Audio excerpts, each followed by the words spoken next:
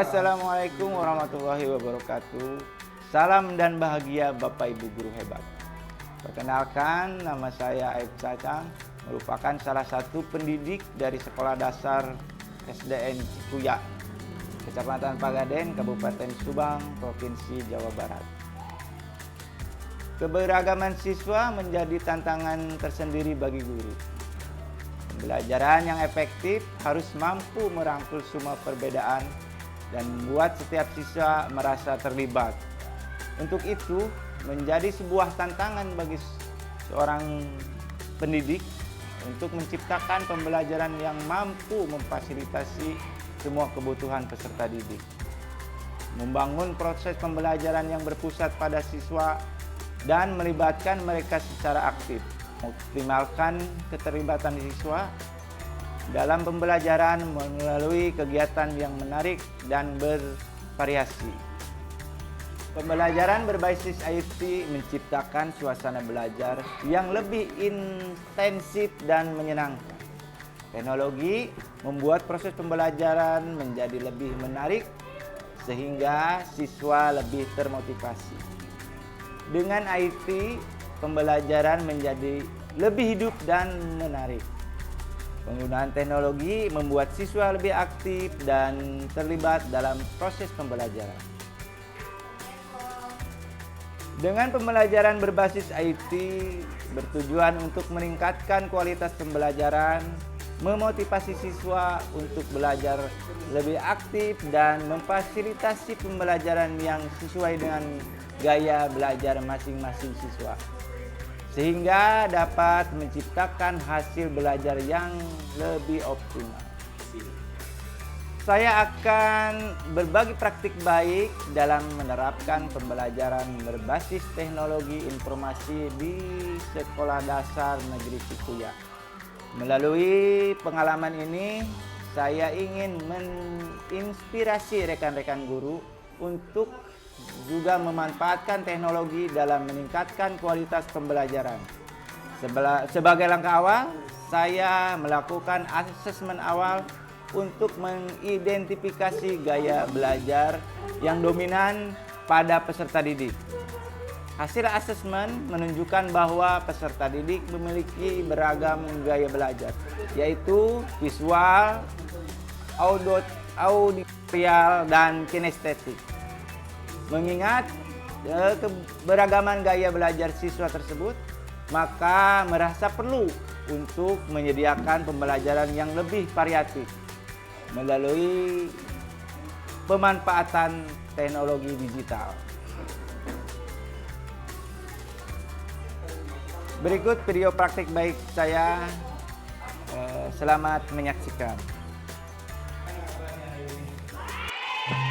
Pembelajaran dan asesmen merupakan kesatuan yang tidak dapat dipisahkan karena sebelum pendidik merancang sebuah pembelajaran berdiferensiasi, terlebih dahulu harus melakukan asesmen awal untuk mengetahui kemampuan dan kebutuhan peserta didik. Selain itu, asesmen juga dilakukan untuk mengetahui ketercapaian tujuan pembelajaran dan bagaimana dinamika kelas, dan juga perencanaan pembelajaran berikutnya. Untuk mewujudkan pembelajaran yang berpusat kepada peserta didik, seorang guru harus mengetahui terlebih dahulu kebutuhan dan minat peserta didik dalam merancang pembelajaran dan asesmen yang dapat mengakomodir kebutuhan peserta didik. Begitu juga dengan asesmen. Asesmen yang dirancang harus menyenangkan dan dapat mengukur ketercapaian pembelajaran yang dilakukan oleh peserta didik. Sesuai dengan hasil asesmen yang telah saya lakukan, diperoleh hasil bahwa sebagian besar peserta didik masih merasa cemas dan takut dalam menghadapi asesmen sumatif. Dan itu dan juga masih ada peserta didik yang mencontek dalam proses pembelajaran dan asesmen, serta juga terdapat peserta didik yang malas atau kurang berminat dan tidak termotivasi dalam mengikuti asesmen sumatif. Untuk itu, sebagai seorang pendidik, saya merancang sebuah asesmen sumatif dengan memanfaatkan media kuisis, dengan harapan kuisis tersebut dapat meningkatkan motivasi peserta didik dan dapat menciptakan asesmen yang menyenangkan bagi peserta didik. Di era digitalisasi pada saat ini, peserta didik lebih menyukai bermain dengan gadget yang mereka miliki.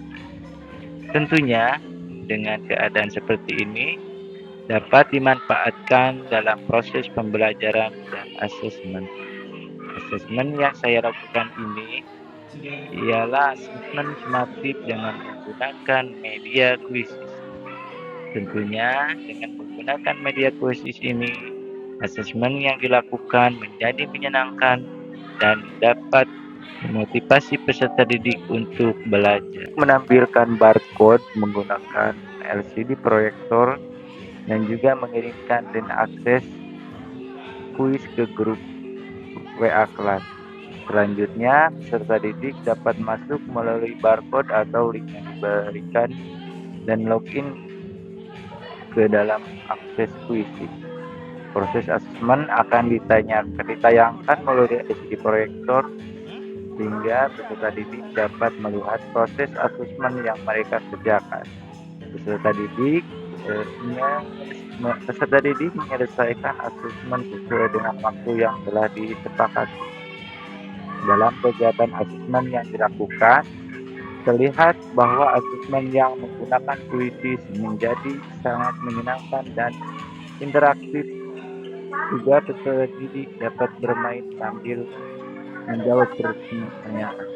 Perlukan dalam pelaksanaan praktek baik ini adalah yang pertama, sarana dan prasarana meliputi laptop, Chromebook, proyektor, dan juga jaringan internet. Yang kedua, gadget yang dimiliki oleh peserta didik. Yang ketiga, kepala sekolah dan rekan sejawat yang mendukung selama praktek baik ini dilakukan, serta kemampuan peserta didik dalam mengoperasikan aplikasi kuisis untuk menunjang kegiatan asesmen yang telah direncanakan. Meskipun terdapat kekurangan dalam praktek baik ini, tentunya dalam praktek baik ini terdapat dampak positif bagi peserta didik dan bagi pendidik sendiri. Bagi peserta didik, asesmen dan mendengarkan kuisis ini menjadi lebih menyenangkan, sehingga peserta didik menjadi lebih fokus dan tidak cemas dalam mengikuti asesmen. Yang kedua, hasil dari asesmen yang dilakukan oleh peserta didik terlihat penasaran peserta didik sehingga mereka menjadi termotivasi untuk menjawab soal dengan benar dan mereka termotivasi untuk belajar pada pembelajaran selanjutnya.